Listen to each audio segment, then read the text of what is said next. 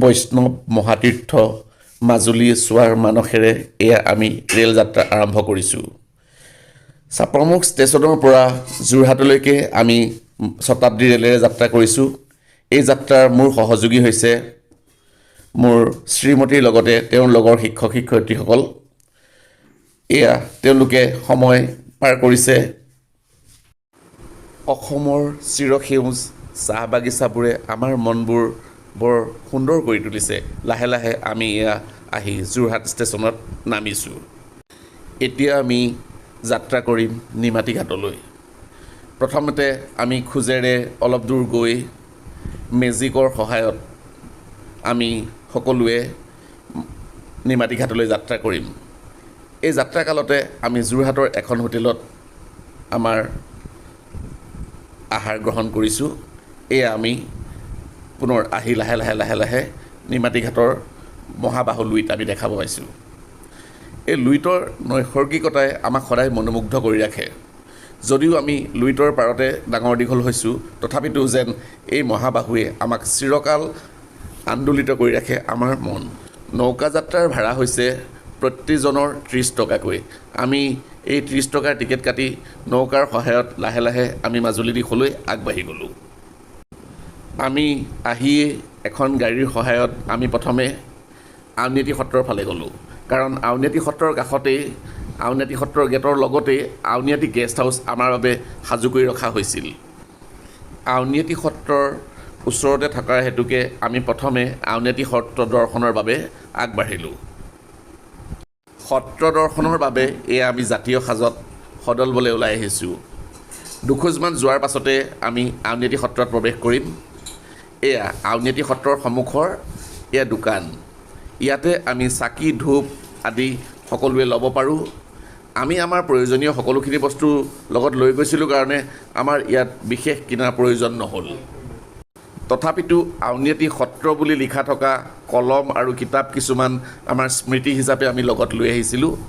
এই দোকানৰ পৰাই আমি এয়া সংগ্ৰহ কৰিছোঁ। এয়া আউনীআটী সত্ৰৰ গেট। আউনীআটী সত্ৰৰ তোৰণ পাৰ হৈ যেতিয়া আমি দুফালে দুটা সৰোবৰৰ মাজেৰে সত্ৰলৈ গৈ আছিলোঁ, এই বেৰত বিভিন্ন উপনিষদৰ বাণী লগাই ৰখা হৈছে। ই যেন আমাক মনৰ পবিত্ৰতা আৰু বৃদ্ধি কৰিলে। মই মোৰ ছোৱালীজনীক ইয়াৰ এটা এটাকৈ সকলোখিনি দেখুৱাই গ'লোঁ। এনেদৰে গৈ গৈ আমি মূল নামঘৰ পালোঁগৈ। এই নামঘৰতেই গোবিন্দ মহাপ্ৰভু উপাস্য দেৱতা পূজা কৰা হয়। গুৰুজনাৰ পৰামৰ্শ মতে আহোম ৰজা জয়ধ্বজ সিংহদেৱে এই সত্ৰ 1653 চনত প্ৰতিষ্ঠা কৰিছিল। সেই হিচাপে এই সত্ৰই ঐতিহাসিক বহু কথাৰে আজি চানেকি হিচাপে দাঙি ধৰে। অসমৰ প্ৰথম বাৰ্তালোচনী অৰুণোদয়। কিন্তু অসমীয়া মানুহে অসম বিলাসিনী বুলি এখন বাৰ্তালোচনী উলিয়াইছিল। সেইখনহে প্ৰকৃতাৰ্থত অসমীয়া বাৰ্তালোচনী। সেই বাৰ্তা আলোচনীখন এই সত্ৰৰ পৰাই প্ৰথম প্ৰকাশ পাইছিল।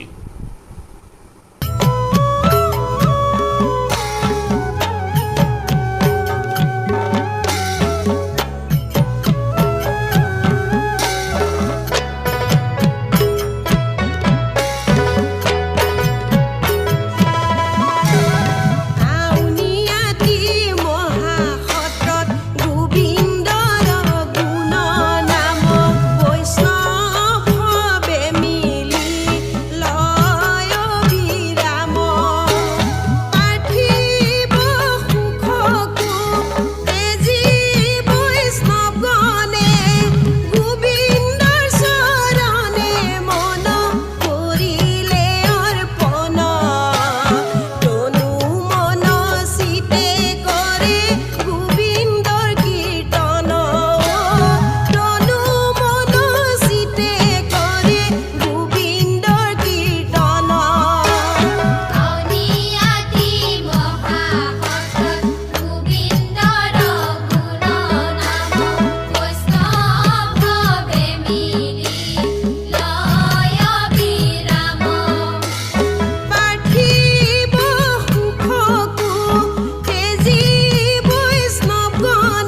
আমি আউনীআটী সত্ৰৰ যাদুঘৰৰ সন্মুখত এটা স্থিৰ চিত্ৰ ল'লোঁ আৰু লাহে লাহে আমি তাৰ পৰা ওলাই আহিলোঁ।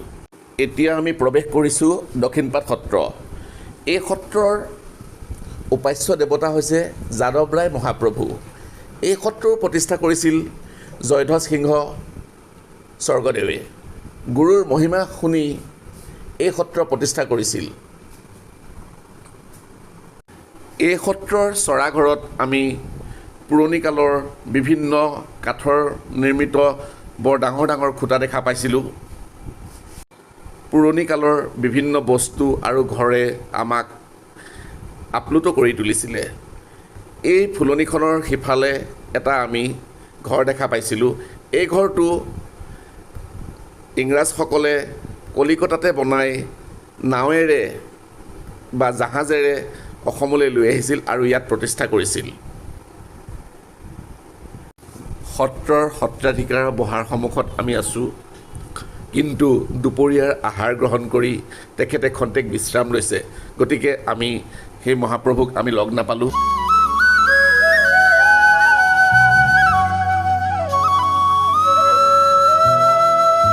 এয়া আমি এতিয়া চামগুৰি সত্ৰত প্ৰৱেশ কৰিবলৈ গৈছোঁ। চামগুৰি সত্ৰৰ বিশেষত্ব হৈছে মুখাশিল্প। যদিও আজি মুখাশিল্প চামগুৰি সত্ৰত বিৰাজমান, কিন্তু এই সত্ৰৰ মূল হৈছিল বৰদোৱা। শ্ৰীমন্ত শংকৰদেৱে এই মুখাশিল্প আৰম্ভ কৰিছিল। চিহ্নযাত্ৰাৰ জৰিয়তে মুখা আৰু চিত্ৰৰ মাজেৰে মানুহৰ মাজত যে ভাৱ প্ৰকাশ কৰিব পাৰি বা এটা কাহিনী আগবঢ়াই নিব পাৰি, এই কথা শ্ৰীমন্ত শংকৰদেৱে আগবঢ়াইছিল। কিন্তু আজি কালচক্ৰত নগাঁও বা বৰদোৱাত এই শিল্প প্ৰায় বিলুপ্ত হৈ উঠিছে। কিন্তু আমাৰ এই সৌভাগ্য, এই চামগুৰি সত্ৰই এই মুখাশিল্পক আজি ধৰি ৰখাই নহয়, গোটেই বিশ্বত প্ৰতিষ্ঠা কৰিবলৈ তেওঁলোকে সক্ষম হৈছে। এয়া আমি খন্তেক পৰিৱেশন কৰিছোঁ মুখাশিল্প চামগুৰি সত্ৰৰ। গোপালে কি গতি কৰিলে গোবিন্দে, কি মতি দিলে।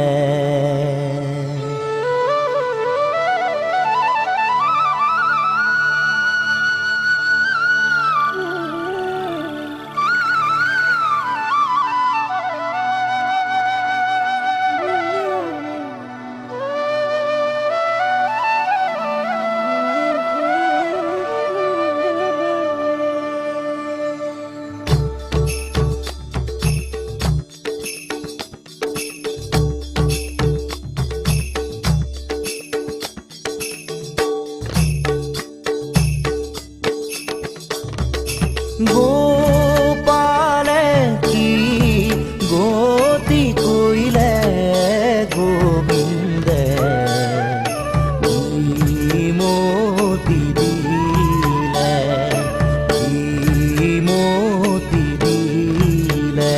নাথ বিফলে বয়ন সব জ্ঞান ৰে,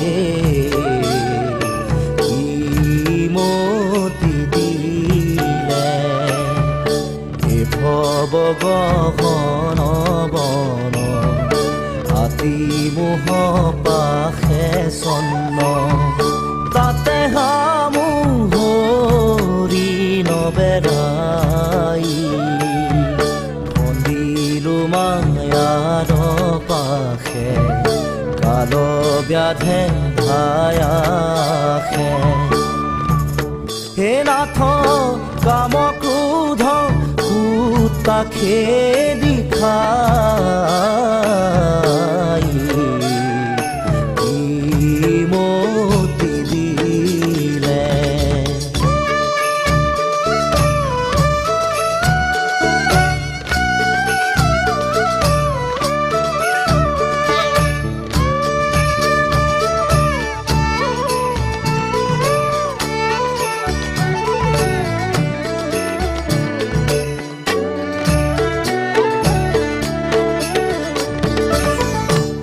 গাইলোছে অনহৰি নাজানো কি মতে তৰি শুনিতে গধভেল দিব লোভমোহ দুহুবাঘ সততে নাচাৰে লাগ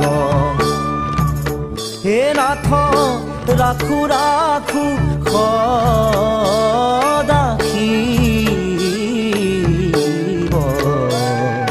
কি মতি দিলে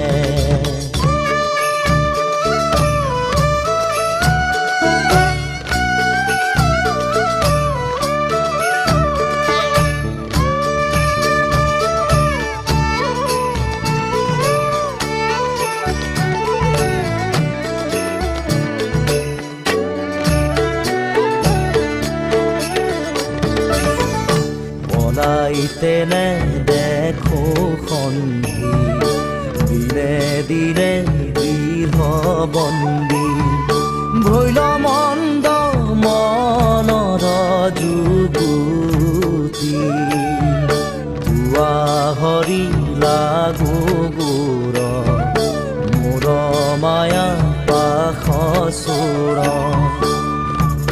হে নাথ শংকৰ কৰয় কাকুতি কি মতি দিলে গোপালে কি গতি কৈলে গোবিন্দে কি মতি দিলে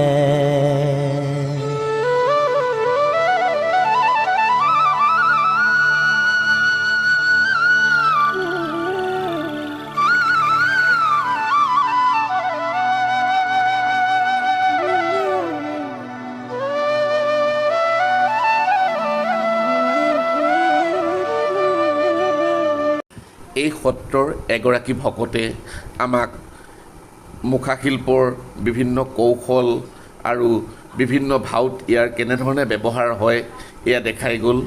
তেখেতে আমাৰ ইয়াৰ ইতিহাসৰ বিষয়েও ক'লে আৰু কিদৰে তেখেতে এই মুখাশিল্পক অসমৰ বাহিৰত বিশেষকৈ দিল্লীত গণতন্ত্ৰ দিৱসত প্ৰতিষ্ঠা কৰিছিলে। বিভিন্ন পৰ্যায়ক্ৰমে ভাৰতৰ বাহিৰতো তেওঁ প্ৰতিষ্ঠা কৰিছে, সেই সম্পৰ্কত তেওঁ ব্যাখ্যা কৰি গ'ল। তেখেতৰ মনোমুগ্ধ কথাত আমি আপ্লুত হৈ পৰিলোঁ। তেখেতৰ অনুমতি লৈ আমি নিজেও বা আমাৰ লগত যোৱা শিক্ষক শিক্ষয়িত্ৰীসকলেও এই মুখা পিন্ধি চালোঁ। যথেষ্ট ধুনীয়া হৈছে আৰু আমি যে এক চহকী সংস্কৃতিৰ গৰাকী, আমি এই কথা ভাবি নিজে গৌৰৱবোধ কৰিলোঁ।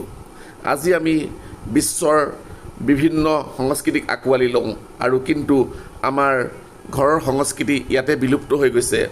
এইখিনি কথা আমি আজি নপুৰুষে এবাৰ ভাবি চাবলৈ হ'ল। নহ'লে লাহে লাহে যিদৰে বৰদোৱা সত্ৰৰ পৰা বা অসমৰ বিভিন্ন ঠাইৰ পৰা এই মুখাশিল্প নাইকিয়া হৈ গ'ল, সেই শিল্প হয়তো এদিন আমাৰ কালৰ কুটিল গতিত বিলুপ্ত হ'ব।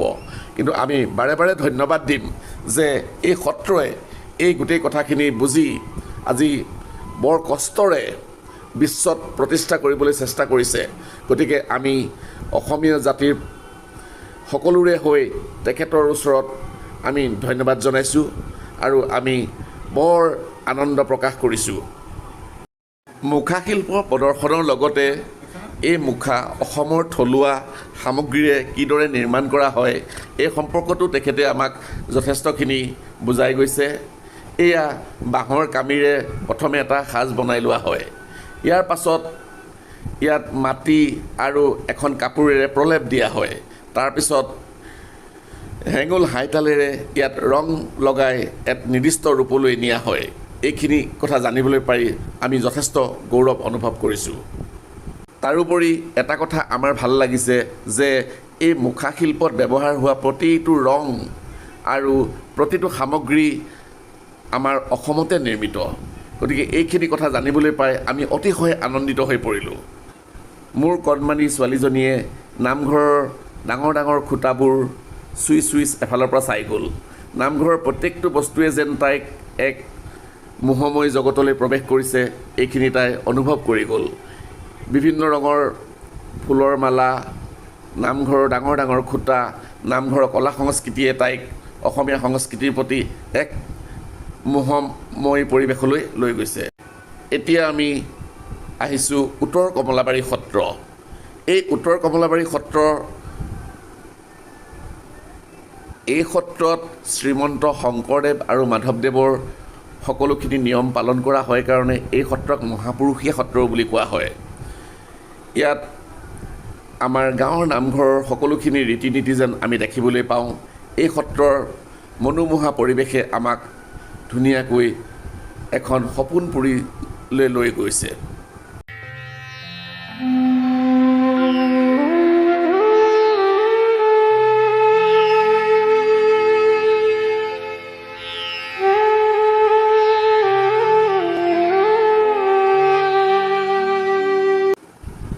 এই সত্ৰৰ সত্ৰাধিকাৰে আমাক কোমল চাউল আৰু দৈ গাখীৰে আপ্যায়িত কৰিছিল। আমি তেওঁৰ ওচৰত চিৰকৃতজ্ঞ হৈ ৰ'লোঁ। এই সত্ৰৰ কাষতে ডাঙৰ ডাঙৰ ডলাত ধান ৰ'দত দিয়া দেখা গৈছে। এয়া হৈছে কোমল ধান। এই চেগতে আমি সত্ৰাধিকাৰ মহাপ্ৰভুৰ লগত একপি ফটো উঠিলোঁ। আমাৰ লগৰ শিক্ষয়িত্ৰীসকলে বিভিন্ন ঠাইত ফটো উঠিলে এয়া তেওঁলোকৰ সদায় সংৰক্ষণ কৰি ৰাখে। আমি লাহে লাহে এয়া দেখিবলৈ পালোঁ লোহিত, ব্ৰহ্মপুত্ৰৰ এটা সুঁতি লোহিত। এই লোহিতৰ পাৰতে এখন ৰিজৰ্টত আমি কিছু সময় কটাইছিলোঁ। সেই ৰিজৰ্টখনৰ কাষতে আমি এয়া সকলোৱে, কোনোৱে ফটো উঠিছে, কোনোৱে চাহ খাইছে, এই সকলোখিনি আমি লোহিতৰ পাৰতে আমি দেখিবলৈ পালোঁ।